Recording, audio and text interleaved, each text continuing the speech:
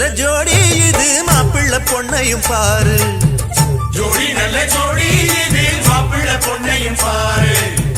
பாடி விளையாடி உள்ள சங்கதி எல்லாம் கூறு பாடி விளையாடி